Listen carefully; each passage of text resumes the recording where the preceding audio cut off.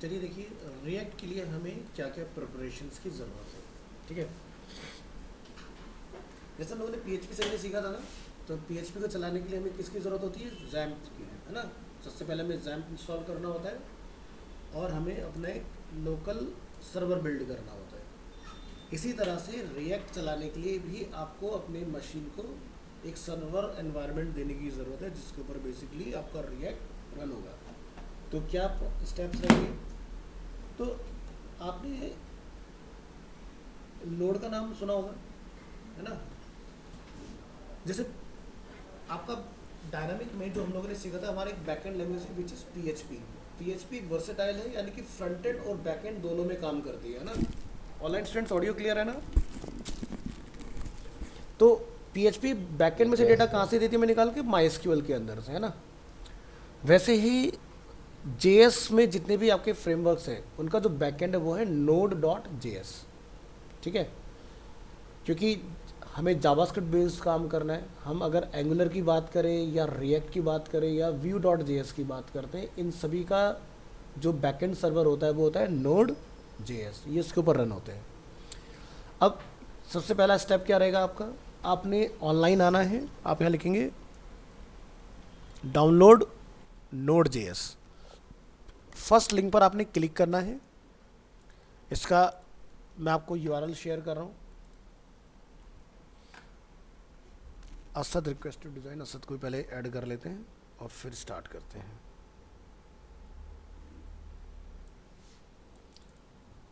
अब बस एक ही रह गई अपने इसमें ना।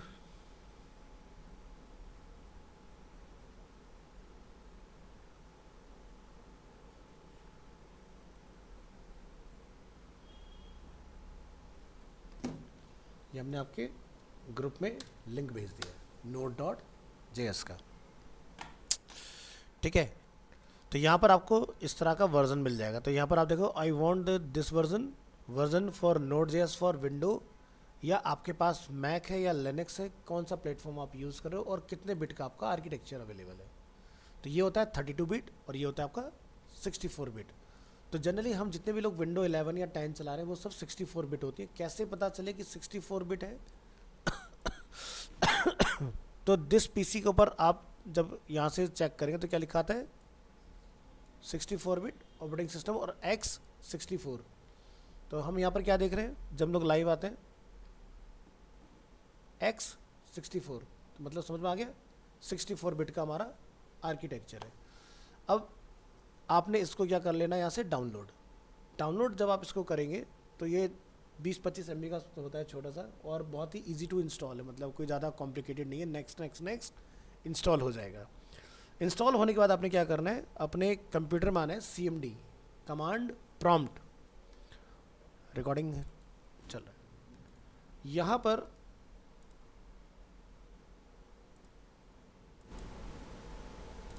आपने क्या करना है, लिखना है node-v। अगर node-v लिखने पर आपको वर्जन रिटर्न हो रहा है, इट मीन्स कि आपके कंप्यूटर में नोड सक्सेसफुली इंस्टॉल्ड हो चुका है।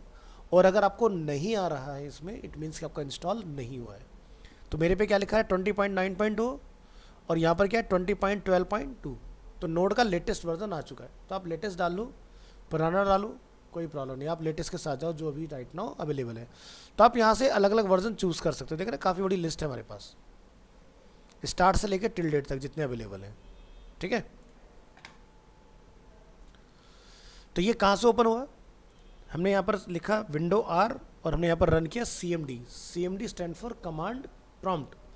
और यहाँ पर आप इसके अंदर लिखते हैं node-v, मतलब वर्जन, एंटर, और हमारा नोड का कौन सा वर्जन है वो आप यहाँ जाके चेक कर सकते हो। अगर आपको वर्जन अपना अपडेट करना है तो पुराने नोड को अनइंस्टॉल करना है और नए नोड को इंस्टॉल कर लेना है। तो जैसे हमने किया से डाउनलोड node.js 20.12, इस पर आइए। कितना MB का है? 25.32, यही बताया था मैंने आपको। इसको डाउनलोड,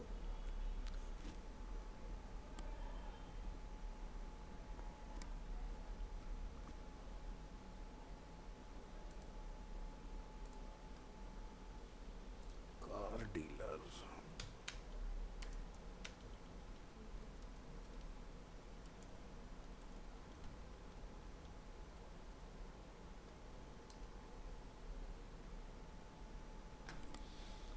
ओपन फोल्डर, और ये आप देख सकते हैं ये हम लोगों ने 15 नवंबर को इंस्टॉल किया था 2023 में, और 2024 में आप यहाँ पर देख रहे हैं मई मंथ तक इतने इसके अपडेट आ चुके हैं।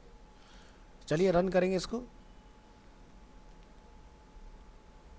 ठीक है, यहाँ पर migrate feature states from related applications, the setup wizard will install Node.js on your computer, click on next, accept, next, Node.js, simple next and click on install. थोड़ा वेट करेंगे। तो देखो मैंने कुछ चूज नहीं किया ना, सिर्फ नेक्स्ट किया हमने, है ना। हेलो, हाँ क्या 62 है, 62। हाँ इधर से नज़दीक है।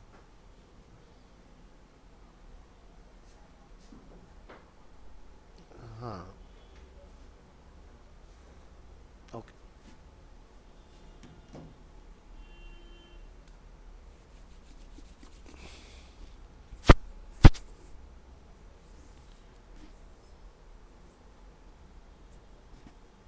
मैक्सिमम 10:45 तक सभी ने पहुंच जाना है, ठीक है। ठीक है, क्योंकि टॉपिक थोड़े से ज़्यादा रहेंगे इसके अंदर, तो जल्दी पहुंचने की कोशिश कीजिएगा, टाइम से अपनी चीज़ स्टार्ट करके ख़त्म करेंगे।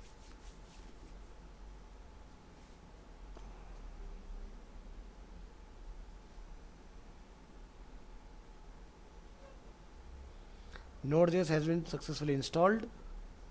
अब आप यहाँ पर आएंगे, इसमें देखो 20.9.2, अगेन हम लोग यहाँ पे लिखेंगे node-v एंटर। आ गया हमारा अपडेटेड वर्जन। तो हमारा पुराना वाला नोड चाहो तो अनइंस्टॉल कर लो या उसी को ही ओवरराइड कर दो, आप काम हो जाएगा। ठीक है, इस तरह से हमारा काम चलता है। तो पहला स्टेप हुआ कि हमें इंस्टॉल करना है नोड, इसके ऊपर फिर आप इंस्टॉल करते हैं रिएक्ट। ठीक है, अब रिएक्ट इंस्टॉल करने के लिए आपको कहीं से डाउनलोड करने की ज़रूरत नहीं होती, आपने बस कमांड रन करना है और आपका रिएक्ट जो है वो इंस्टॉल हो जाएगा इसके अंदर। लेकिन उससे पहले थोड़ा सा इंट्रोडक्शन समझते हैं कि रिएक्ट एक्चुअल में है क्या और कितना यूज़फुल है, क्यों हमें यूज़ करना चाहिए उस चीज़ को। तो ये समझ में आ गया ना सेटिंग्स।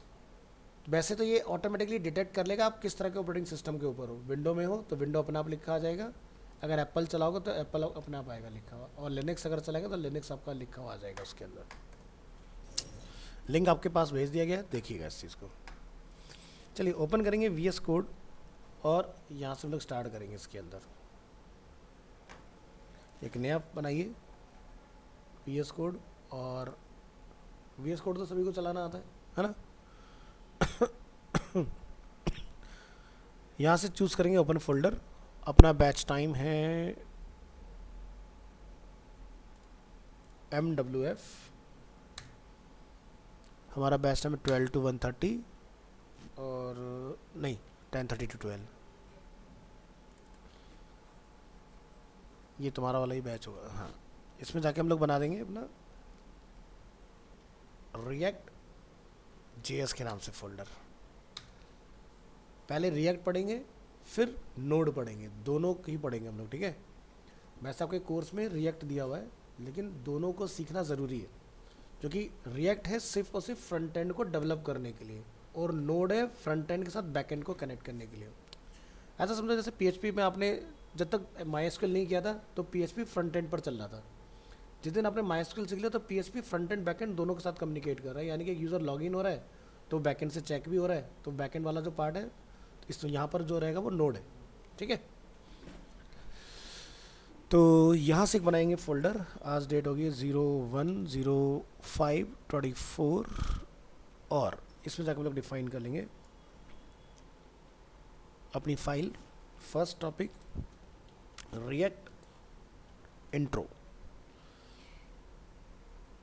यस, ये अपना बन गया। तो ओपन फोल्डर, डेस्कटॉप, अपना MWF, और यहाँ से React.js फोल्डर को सिलेक्ट रखेंगे और उसके अंदर जितने भी हमारे मंथ वाइज चलेंगे, इसमें एक फोल्डर और बनाएंगे हम लोग। जैसे कि अभी अपना चल रहा है मई 24, तो हो सकता है जून तक भी हम लोग पहुँचे, तो जून की भी एंट्री इसी में यहाँ बन जाएगी अपनी। और फर्स्ट फोल्डर को इसमें कॉल कर दो। यहाँ जाके बनाइए new file react intro extension dot HTML, और यहाँ जाके हम लोग डिफाइन करेंगे VS5 और इसके बारे में मेंशन करेंगे, लिखेंगे dot container dot row dot col. तो पहला पॉइंट ये रहेगा कि भाई रिएक्ट होता क्या है, व्हाट इज रिएक्ट। ठीक है, तो एंटर इंट्रोडक्शन UCTION, और यहाँ पर लोग लिखेंगे H2 what is react. React sometimes referred to as a front-end JavaScript framework.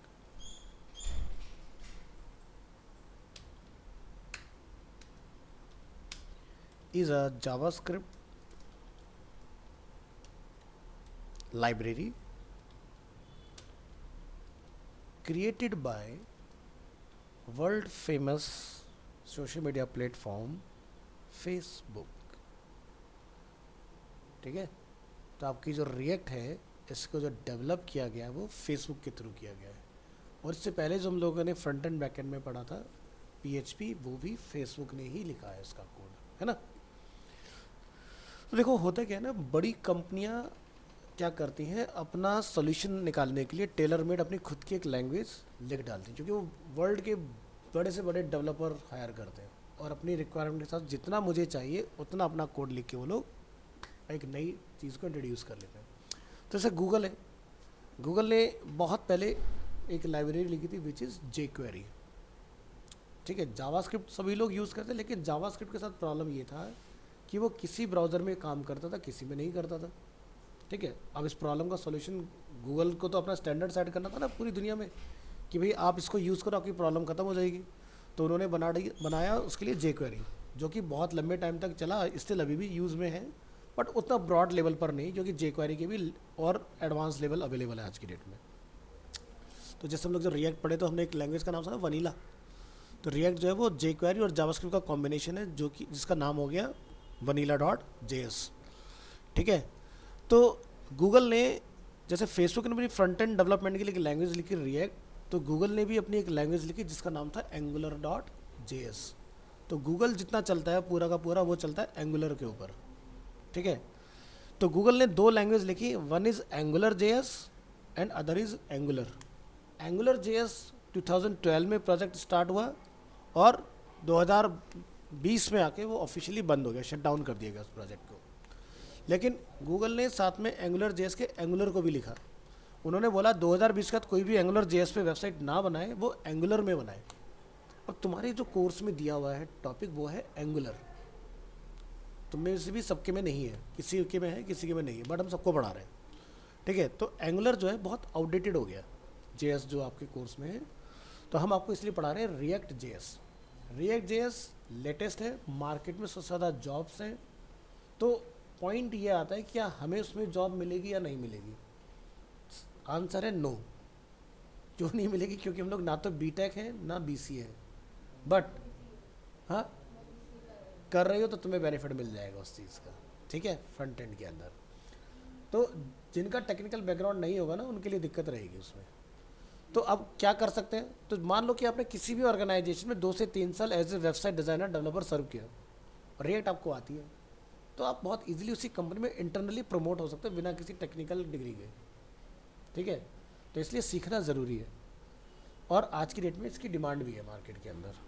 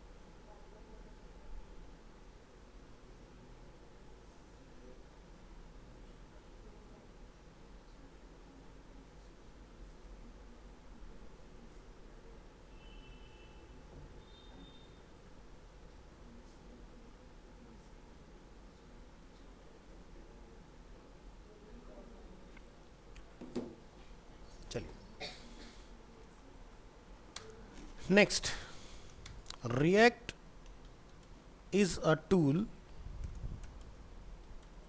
For building UI components. ठीक है, अब UI कंपोनेंट्स क्या होते हैं? जैसे आप लोग बूटस्ट्रैप पढ़ चुके हो, तो उसके अंदर हम लोगों ने टैब, अकॉर्डियन, बटन, क्राउजल, दुनिया जान की चीज़ें पढ़ी हैं, वही सब आपके UI कंपोनेंट्स होते हैं। ठीक है, अब रिएक्ट काम कैसे करता है? तो देखो, इसकी फंक्शनैलिटी को अगर आप समझना चाहते हो तो ऐसा समझो, रिएक्ट को हम लोग यूज़ करते हैं सिंगल पेज वेब एप्लीकेशंस के लिए, SPA, सिंगल पेज एप्लीकेशंस। मतलब एग्जांपल के तौर पर हम यहाँ पर जीमेल को एक बार रन करते तो लोडिंग दिखाई दे रहा है। अब आप जीमेल में कुछ भी काम कर लेना, आपको ये लोडिंग दोबारा नहीं दिखाई देगा। ठीक है, एक बार पूरा होने दो, खत्म हो गया। अब मान लो मुझे यहाँ से सेंट में जाना हो, तो देखो URL भी चेंज हो रहा है, टाइटल भी चेंज हो रहा है, बट कोई लोडिंग दिखाई दिया ऊपर हमें? नहीं दिखाई दिया ना। तो ऐसी कोई भी वेबसाइट जहाँ पर कोई लोडिंग नहीं हो रही है, वो वेबसाइट या तो एंगुलर में बनी होगी, या रिएक्ट में बनी होगी, या फिर Vue.js में बनी होगी। पता कैसे लगाया जाए कि रिएक्ट में है या एंगुलर के अंदर है, उसका भी तरीका आपको बता देता हूँ। देखो, गूगल अपना जो पूरा फ्रंट एंड लेके चलता है वो लेके चलता है Angular.js के ऊपर, क्योंकि इन्होंने एंगुलर अपनी खुद की कोडिंग लिखी थी। तो Angular.js को इन्होंने 2020 में बंद करके अब ये एंगुलर पर शिफ्ट हो गए। तो जैसे फ्लिपकार्ट, अब ये जो वेबसाइट है, आप देखना कोई लोडिंग हुआ इसके अंदर और डेटा आ गया और इंटरनल लोडिंग चल रहा है, लेकिन ऊपर कोई लोडिंग नहीं आ रहा। आप अगर नोटिस करेंगे तो नीचे लोडिंग चलते जा रहे हैं। तो एक टूल आता है, प्लगइन आता है, जैसे हम लोगों ने ये डालना था ना सिमुलेटर, वैसे ही एक आता है प्लगइन वेब एप्लाइजर के नाम से। इस प्लगइन का फ़ायदा क्या होता है? ये बताता है कि किस टेक्नोलॉजी का कौन सी वेबसाइट यूज़ कर रही है। तो क्या लिखा रहा है? रिएक्ट। इसीलिए फ्लिपकार्ट एकदम लोड हो जाता है। यानी कि यूज़र जब वेबसाइट पर आएगा तो उसको तो ये वाला पार्ट दिखाई दिया ना, नीचे अपना वो लोडिंग करता जा रहा है, ऊपर कोई लोडिंग नहीं दिख रहा, कुछ नहीं दिख रहा। अब PHP और रिएक्ट में क्या डिफरेंस है भाई? PHP के केस में मान लो मुझे इस ट्रिमर पर क्लिक करना है, और ये वेबसाइट अगर PHP से बनी होगी तो जब तक पूरा पेज लोड नहीं होगा तब तक आप ट्रिमर ओपन नहीं कर सकते। और रिएक्ट में क्या फ़ायदा है कि वेबसाइट नीचे की चल रही है या नहीं चल रही है, आप यहाँ से क्लिक करो, ये खुल जाएगा। ये फ़ायदा होता है। ठीक है, तो ये मेजर डिफरेंस आता है। तो रिएक्ट जो यूज़ करता है वो वर्चुअल डोम का यूज़ करता है। बाकी की जो लैंग्वेजेस हैं वो आपके सॉलिड डोम का यूज़ करते हैं, यानी कि उन्हें पूरा का पूरा चाहिए पार्ट। तो जैसे एक क्वेश्चन इंटरव्यू पूछा जाता है कि भाई एंगुलर और रिएक्ट में से दोनों में से बेस्ट कौन है? तो जैसे हमने पढ़ा था ना, बूटस्ट्रैप इज़ अ फ्रेमवर्क, यानी कि वो HTML, CSS, जावास्क्रिप्ट, jQuery का कॉम्बिनेशन है। रिएक्ट जो है वो लाइब्रेरी है, जस्ट लाइक अ jQuery। लाइट वेट होता है ना लाइब्रेरी, काफ़ी बहुत इजीली आपका एग्जीक्यूट हो जाता है और उसका कोई लोड भी फील नहीं होता। एंगुलर जो है वो फ्रेमवर्क है, रिएक्ट जो है वो लाइब्रेरी है। तो हमने अभी यही पढ़ा था ना इंट्रोडक्शन में, क्या लिखा था हमने? Sometimes refer to as a front end JavaScript framework is a JavaScript library created by Facebook. ठीक है, जो नीचे यहाँ लिखा हुआ है। तो हम लोग उसको बोलते हैं front end JavaScript framework, but ये एक्चुअल में फ्रेमवर्क नहीं है, ये क्या है? लाइब्रेरी है। ठीक है, आगे बढ़ेंगे। How does react work?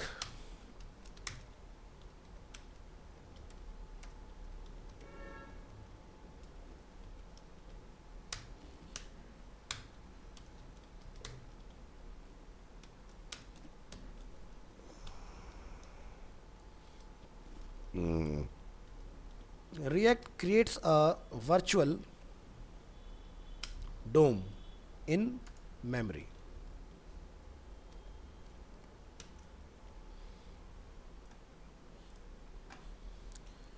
ठीक है, तो ये मैं आपको इस तरह से इंट्रोडक्शन बनाते जा रहा हूँ, इधर आपको पढ़ने में आसानी रहेगी अपनी। तो एग्जांपल के तौर पर अगर हम कोई वेबसाइट देखते हैं, जैसे कि ये है अपना लीवास्तु, और हम इसका अगर Ctrl+U ओपन करेंगे तो मुझे ये बदनी वैसे PHP MySQL के ऊपर है, लेकिन अगर आप देखोगे तो पूरा आपको कोड यहाँ दिखाई देगा इसका ऐसे। दिखाई दे रहा है। बट अगर ये रिएक्ट में बनती साइट तो आपको चंद लाइनें ही दिखती, सिर्फ इतना सा बैकएंड के अंदर, उसके अलावा और कुछ नहीं आपको दिखाई देगा। तो जब हम लोग एक अपना ऐप बनाएंगे इसके अंदर, तब मैं आपको दिखाऊंगा इस जो भी ये लिखा है हमने एग्जांपल के लिए, अगर रिएक्ट में लिखा होता, अभी तो HTML है, तो ये कोड आपको कंट्रोल यू करने पर दिखता ही नहीं, ये डिफरेंस आता है। तो जैसे शायद हमने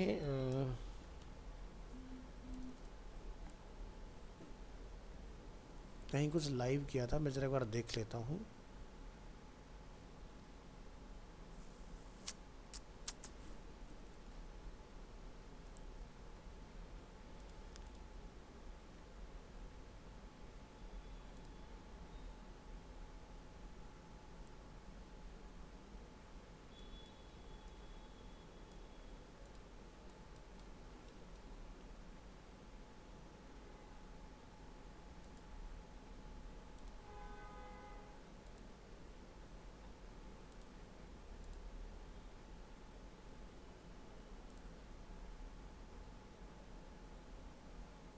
यहाँ पर वेबसाइट लाइव की थी।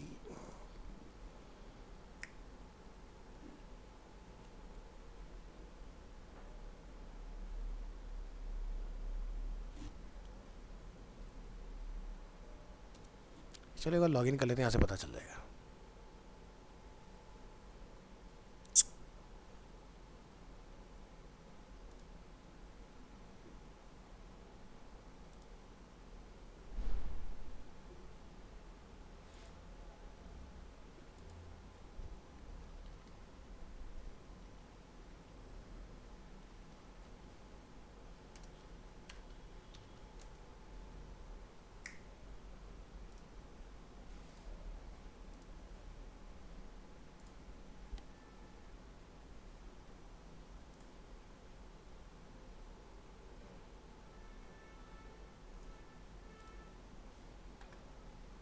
तो यहाँ पर आप देख रहे हो next.js, next, यहाँ से डिफरेंट डिफरेंट टाइप्स ऑफ हमारे पास अवेलेबल है इसके अंदर। ओवरव्यू यहाँ से हमारा हमने कुछ लाइव किया होगा, इंटीग्रेशंस एक्टिविटी अप्रैल 24।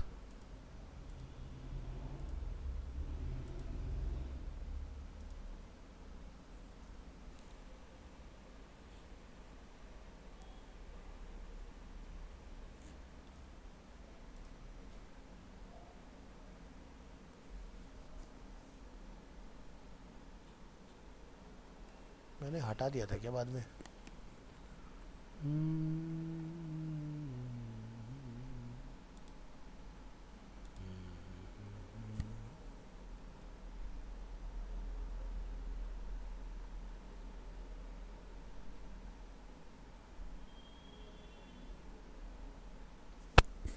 ध्यान नहीं आ रहा कौन से अकाउंट से गया था, पता नहीं किसी स्टूडेंट के अकाउंट से गया था। चलो कोई नहीं, देख लेंगे इसको हम लोग।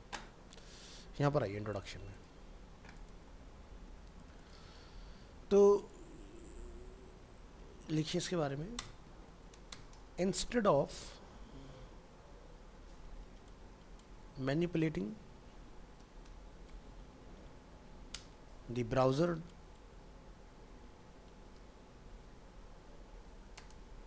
browser's DOM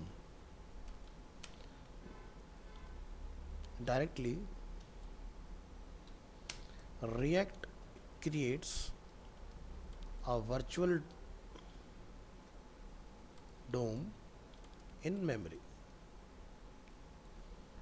where it does all the necessary manipulating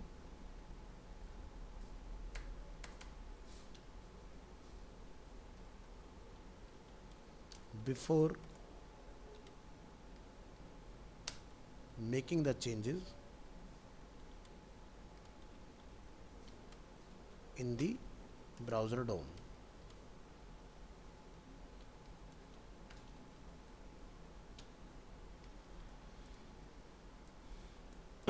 डोम क्या होता है? DOM stand for document object model. इसका मतलब क्या हुआ? वर्चुअल डोम होने का बेनिफिट ये होता है कि मान लीजिए कि आपका ये पूरा एक डिज़ाइन है, अगर आप एक नॉर्मल HTML पेज बनाओगे, यहाँ पर जो भी आप चेंजेस इसके अंदर देखना चाहोगे, ठीक है, तो क्या होगा, हर बार पूरा पेज लोड होता है। रिएक्ट के केस में वर्चुअल होने का बेनिफिट क्या होता है कि मान लो मुझे पर्टिकुलर किसी एक जगह पर कुछ चेंजेस करने हैं, तो जैसे एग्जांपल के लिए आप यहाँ पूरा पेज ध्यान से देखो, या अगर मैं यूट्यूब ओपन कर लूँ, यहाँ पर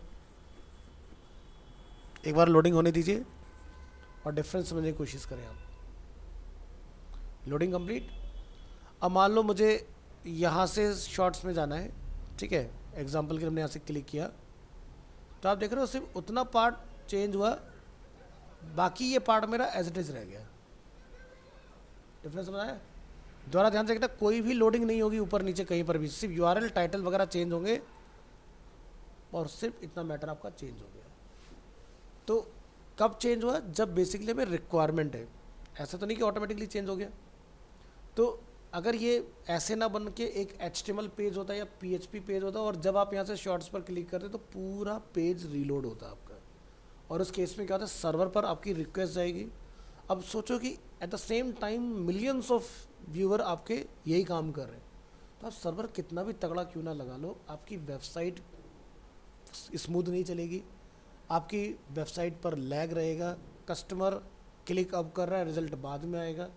क्योंकि अगर ट्रैफिक बहुत कम है कोई दिक्कत नहीं है, आज की भी पूरी दुनिया यूट्यूब चला रही है, लेकिन अगर उनका यूज़र इंटरफेस और स्ट्रक्चर अगर इस तरह से नहीं बना होगा तो क्या होगा, यूट्यूब सबके पास हैंग ही चलेगा। फिर इसका ऐसा सोचो कि जैसे घर के अंदर हमने एक वाईफाई लगाया, अगर अकेला यूज़र है तो नेट बड़ा अच्छा आ रहा है, घर के अंदर 4 लोगों ने वाईफाई ऑन कर लिया तो भाई स्लो होने लग जाता है, फिर हम दूसरे पूछते भाई क्या चला रहे हैं मेरा स्लो हो गया, है ना।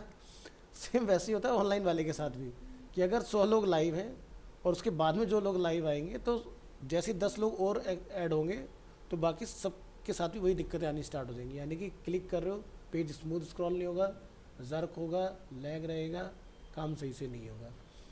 इससे बेनिफिट क्या होता है, अब मान लो कि मेरे पास 100 लोग हैं, तो 100 के 100 यहाँ तो नहीं होंगे, हो सकता है कोई शॉर्ट्स में हो, कोई सब्सक्रिप्शन में हो, कोई यू के अंदर हो, कोई यहाँ से एक्सप्लोर के अंदर हो, तो जो जहाँ पर है उसका वहाँ का लोड ही कंसिडर होगा सर्वर के ऊपर। This is called virtual. और अगर ऐसा नहीं होगा तो क्या होगा कि आप किसी भी जगह पर हो, हर जगह से लोड एक ही कंसिडर होगा आपका। तो रिएक्ट का या एंगुलर में होने का यही सबसे बड़ा फ़ायदा है कि आपका जिस एरिया पर आप हो, सर्वर को सिर्फ इसकी रिक्वेस्ट गई है, भले से शॉर्ट्स पर क्लिक किया, सिर्फ जितना स्क्रीन के सामने पार्ट है उतना पार्ट आपका क्या रहेगा, DOM. This is called virtual. अगर आपने यहाँ से स्क्रॉल डाउन किया, नेक्स्ट जो हमें दिखाई दिया, अब पहले वाला जो लोड है वो ख़त्म हो गया, नया वाला लोड हमारा कंसिडर होगा। अब ये स्टैटिक साइट होगी तो क्या होगा, इस पेज में ऊपर हमने क्या स्क्रॉल अप किया या नीचे और अपकमिंग क्या क्या आने वाला है, इन सब का लोड हमारा कंसिडर हो रहा होगा। तो ये होता है आपका बेनिफिट। अब सब लोग अगर एक जगह पर होंगे तो डेफिनेटली इसमें भी लोड आएगा, और सब लोग अगर एक यहाँ पर है, एक यहाँ पर है, एक यहाँ पर है, अलग अलग जगह पर, तो लोड आपका डिस्ट्रीब्यूट हो गया। ये होता है, एक ही होता है। वेबसाइट तो किसी एक ही जगह से चलती है ना, फ़ोन के अंदर जो आप इंटरनेट चलाते हो वो होता है आपका लोकेलिटी के हिसाब से। जैसे हम लोग अगर यहाँ साउथ एक्स में एग्जांपल के लिए ऐसा मान लो, कई बार आपने कॉल किया हो किसी को, तो ड्यू टू कंजेक्शन कॉल आपकी नहीं जाती है, आता है नेटवर्क में एक एरर आता है। तो कंजेक्शन का मतलब क्या आपका नेटवर्क के अंदर, कि भाई किसी जिस जगह पर आप हो उस लोकेलिटी में उतने लोग हो रखे हैं जिसको टावर जो सिग्नल प्रोवाइड करता है, कि भाई देखो सीधी सी बात है, यहाँ पर एक सर्वर आपका सिग्नल प्रोवाइडर होगा, उस सिग्नल प्रोवाइडर की अपनी एक कैपेसिटी की इतने नंबर ऑफ कॉल्स को प्रोसेस कर सकता है, इसके आगे वो प्रोसेस नहीं कर पाएगा। तो सिग्नल तो आ रहे होते हैं लेकिन कॉल नहीं जा रही होती। अब जैसे एग्जांपल इसका मैं आपको बताऊँ कि आप गुड़गांव की DLF वाली जगह पर जाओ, आपको कॉलिंग की बड़ी डिफ़िकल्टी आती है उस जगह पर, ठीक है। अब प्रॉब्लम ये है कि भाई एक सर्वर एक लिमिटेड नंबर को प्रोसेस कर सकता है। अब हमारे पास गवर्नमेंट की ट्राई की कुछ रेगुलरिटी ऐसी है कि भाई हम उससे ज़्यादा टावर लगा नहीं सकते वहाँ पर, तो क्या था, थोड़ी सी प्रॉब्लम फेस करनी पड़ती। तो उस प्रॉब्लम को ओवरकम करने के लिए क्या निकाला, एयरटेल ने बहुत पहले सिस्टम निकाला वाईफाई कॉलिंग का, कि अगर आपके फ़ोन में नेटवर्क नहीं भी आ रहा है तो आपके फ़ोन में अगर वाईफाई कॉलिंग का फीचर है तो आप जीरो नेटवर्क पे भी कॉल मेक कर सकते हो। प्रॉब्लम सॉल्व हो गई भाई। इतने टावर लगाते रहेंगे तो उसका दूसरा अल्टरनेट क्या हो गया, ये वाला। तो नेटवर्क अपना आप ये पता लगा लेता है कि कौन बंदा नेट से कॉल मेक कर रहा है और कौन बंदा आपका टावर के सिग्नल के थ्रू कॉल मेक कर रहा है। या जैसे आप नोएडा 62 का इलाके में कभी चले जाओ, 62 में सबसे ज़्यादा कॉरपोरेट एरिया है भाई। बड़ी सी बिल्डिंग है, एक बिल्डिंग पर 100 से भी ज़्यादा लोग काम कर रहे हैं।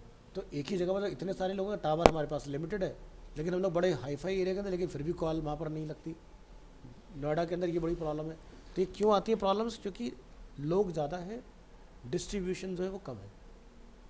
ठीक है, तो वैसे ही होता है वेबसाइट के अंदर, वेबसाइट का सर्वर एक ही होगा। ठीक है, अब फ्लिपकार्ट जैसी वेबसाइट जब कभी बनी थी पहले तो इतनी स्मूथ नहीं होती थी। जब हम लोग सेल की बात करते हैं कि भाई 2014-15 से इन्होंने सेल का मॉडल बनाना स्टार्ट किया कि भाई चाइनीज़ फ़ोन लाएंगे, एमआई वगैरह, इन्होंने ऐसे तो मार्केट बनाया, इन्होंने स्टोर तो बाद में ओपन करे। क्योंकि जब इन्हें दिख गया भाई हमारी तो फ़ोन काफ़ी ज़्यादा सेल होने लगे इंडिया के अंदर, तो उन्होंने जब देखा कि यहाँ से हमारा एक ही दिन में लाखों फ़ोन बिक जा रहे हैं 5 मिनट की फ्लैश सेल निकालने के बाद, उन्होंने ग्रेजुअली धीरे धीरे अपना इकोसिस्टम बनाना स्टार्ट किया। उन्होंने सबसे पहले सर्विस सेंटर्स बनाए भाई। शोरूम से पहले सर्विस सेंटर होना जरूरी, कि मान लो किसी का फ़ोन ख़राब हो गया तो कहाँ जाएगा, कल को वो तो नेगेटिव लिख देगा फीडबैक, और उसके बाद हमारा ब्रांड सपोर्ट हो जाएगा इंडिया के अंदर। तो उन्होंने शोरूम से पहले क्या बनाया, अपना सर्विस स्टेशन, कि भाई जहाँ पर जाके बंदा सर्विस ले सके। फिर उन्होंने एक्सपेरिमेंट करना स्टार्ट किया धीरे धीरे, कि फ़ोन तो बेच दिया, फ़ोन के बाद में हम लोगों को क्या दे सकते हैं। तो जैसे मेंस के लिए उन्होंने ट्रिमर्स बना दिए, हाउस वाइफ्स के लिए उन्होंने फ्लोर क्लीनिंग रोबोट्स बना दिए, टीवी एंजॉय करने के लिए उन्होंने टीवी लॉन्च कर दिए अपने। तो फिर कंट्री ऑफ ओरिजिन क्या है इन सब चीज़ों का, चाइना है। चाइना के अंदर ये सब चीज़ें बड़ी कम कॉस्ट में बन जाती है, इंडिया में लाके 4 गुना ज़्यादा रेट में बेच देते हैं लोग चीज़ों को।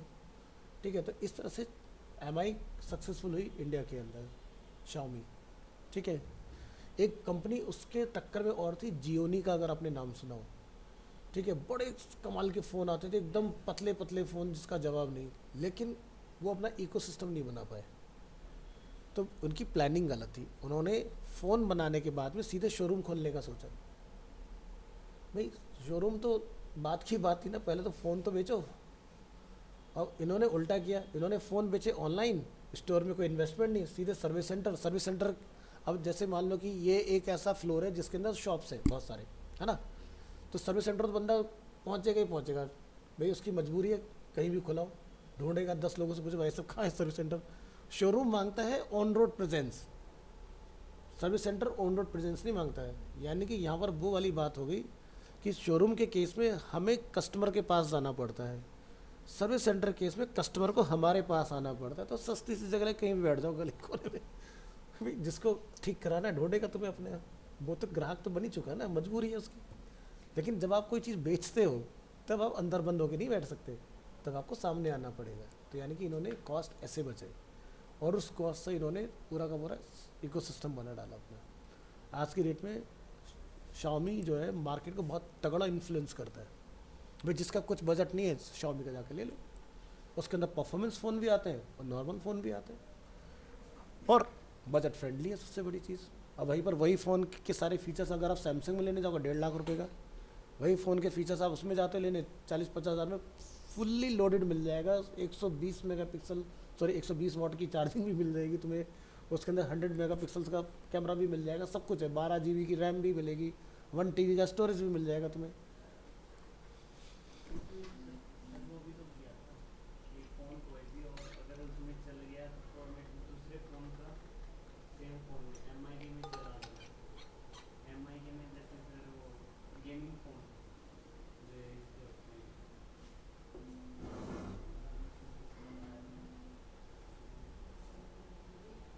हेलो, हाँ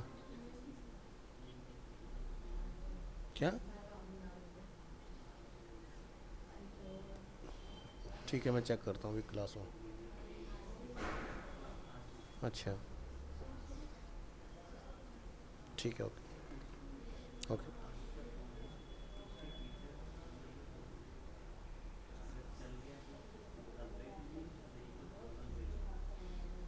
एक बार दोबारा तो क्या कह रहे हो।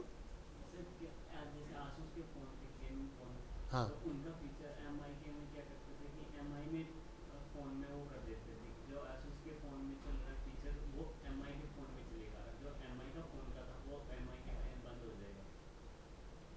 ऐसा मैंने कुछ पता नहीं।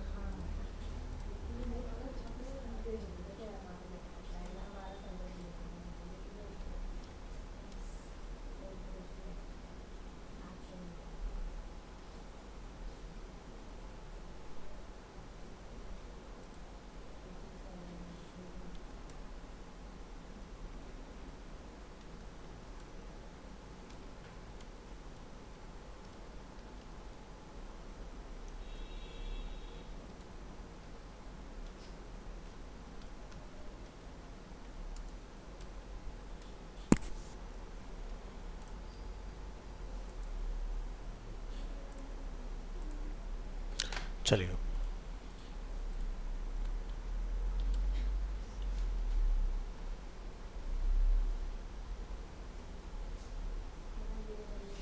ये पता नहीं क्या करते हैं लोग। दिल्ली एनसीआर में इस वक्त इतनी भगदड़ मची हुई है ना, मेरी बेटी के स्कूल से मैसेज वगैरह आ रहे हैं बार बार। तो किसी ने कुछ अफवाह फैला दी, भाई सब बम ब्लास्ट कर।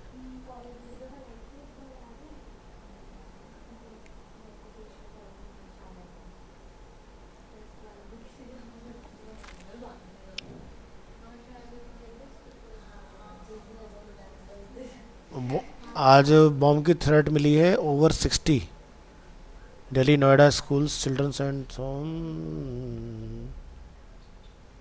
80 से अधिक स्कूलों को ईमेल मिले हैं, Delhi Noida Gurgaon.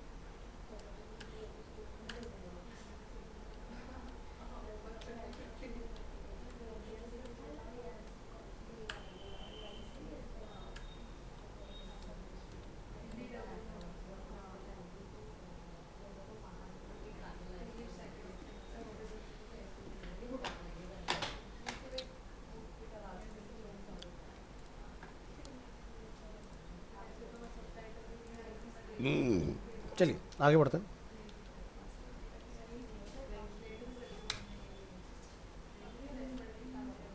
So React only changes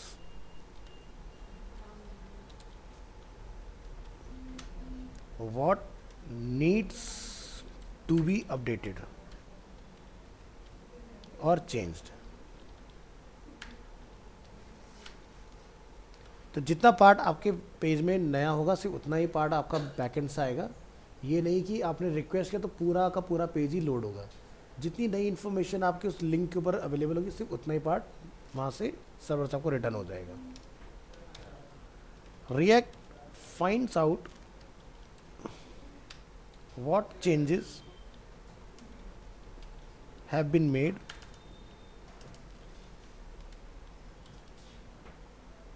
and changes only what needs to be changed.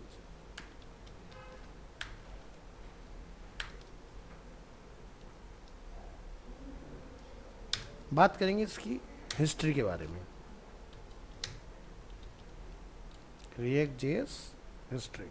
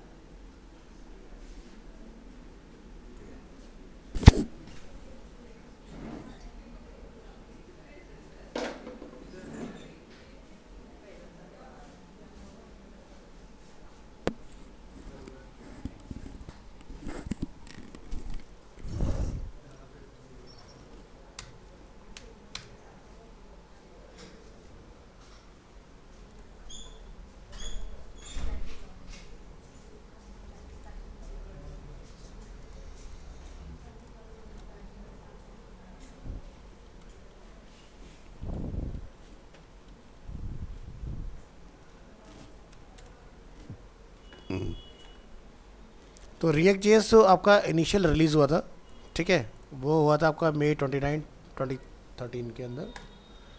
और इसका जो स्टेबल रिलीज आया था 18.2.0 वो आया था 14 जून 2022 को, ठीक है.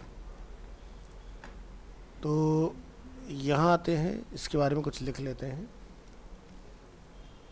Current version of react.js is version 18.0.0 जो कि अप्रैल 2022 में आया था।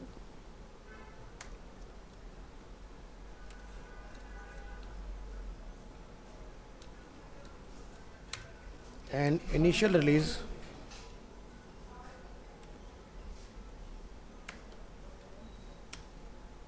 टू द पब्लिक, तो फर्स्ट वर्जन था इसका version 0.3.0 was in July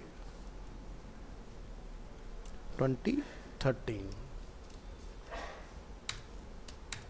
React.js first used in 2011 for Facebook news feed feature.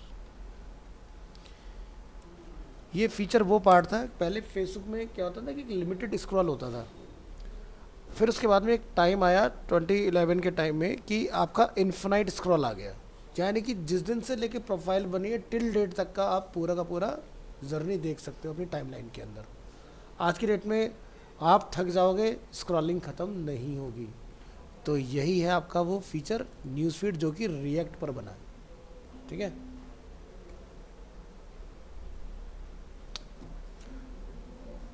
Hello, हाँ हाँ, बट वो आ नहीं रहा क्लास के लिए। ठीक है,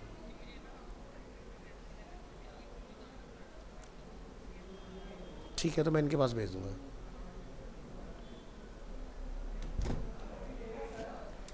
तो फेसबुक के जो सॉफ्टवेयर इंजीनियर थे,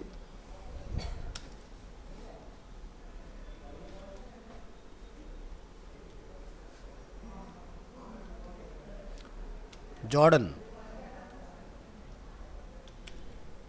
वॉकी, इन्होंने इसको क्रिएट किया था, क्रिएटेड इट।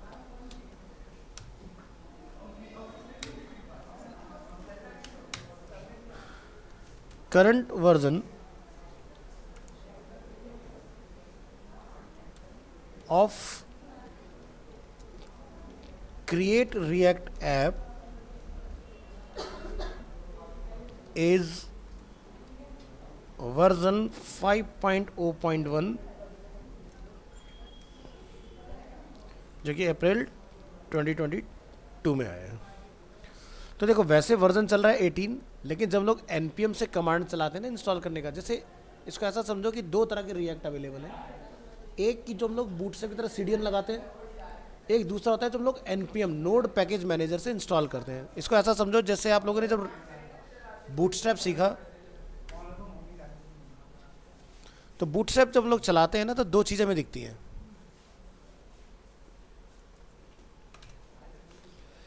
पहला, यहाँ पर क्या लिखा रहा है 5.3.3, यानी कि npm i stand for install. अगर आपको रिएक्ट के अंदर बूटस्ट्रैप को डालना है तो आपको ये कमांड चलानी पड़ेगी। ठीक है, तो npm से इस तरह की आपकी कमांड बनती है। इसी तरह से जो भी आप चीज़ यूज़ करना चाहते हो हर चीज़ का npm अवेलेबल है। आपको मैंने एक मटेरियल और पढ़ाया था, याद हो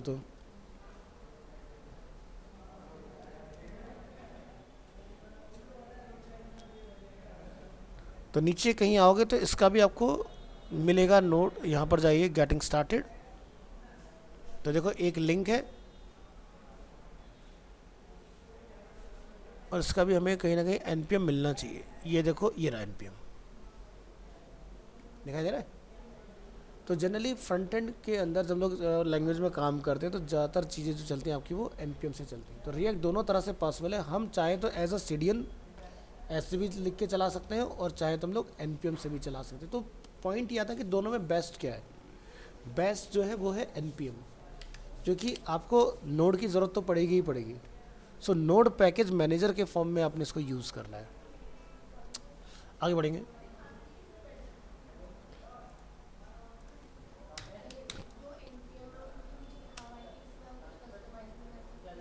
क्या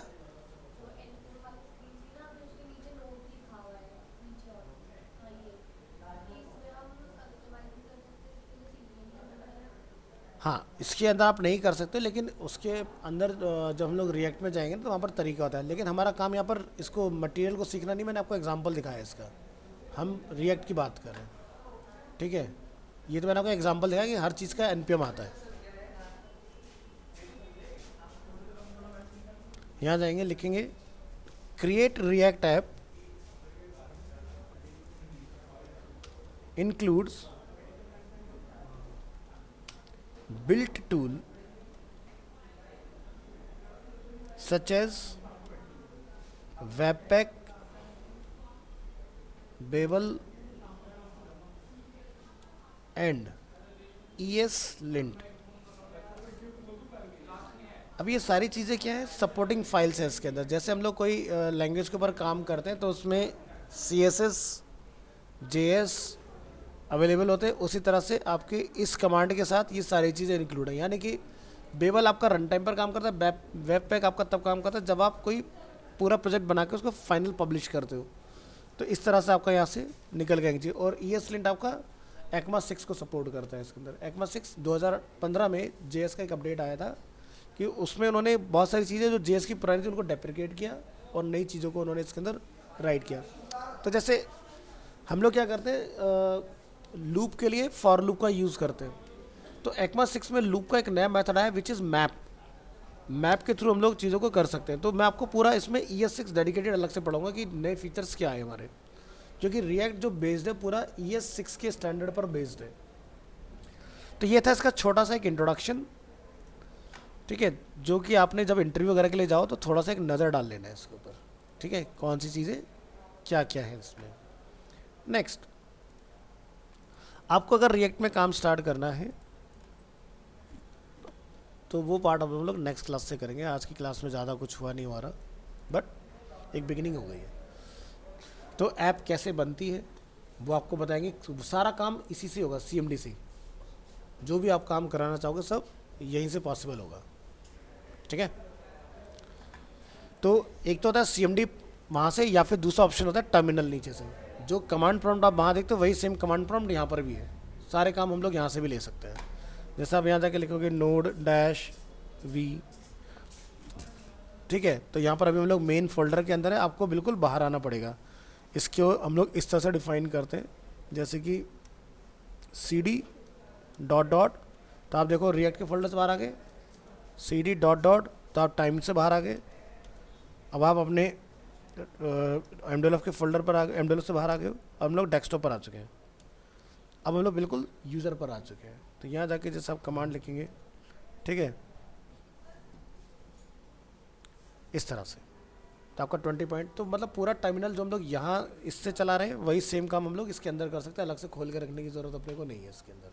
और हम लोग इसी के अंदर एक से ज़्यादा अपने CMD चला के रख सकते हैं। जैसे मान लो एक पर हम लोग बाहर हैं, एक हम लोग फोल्डर के अंदर है, ठीक है, इस तरह से। चलिए, तो आज के लिए इतना रखेंगे। नेक्स्ट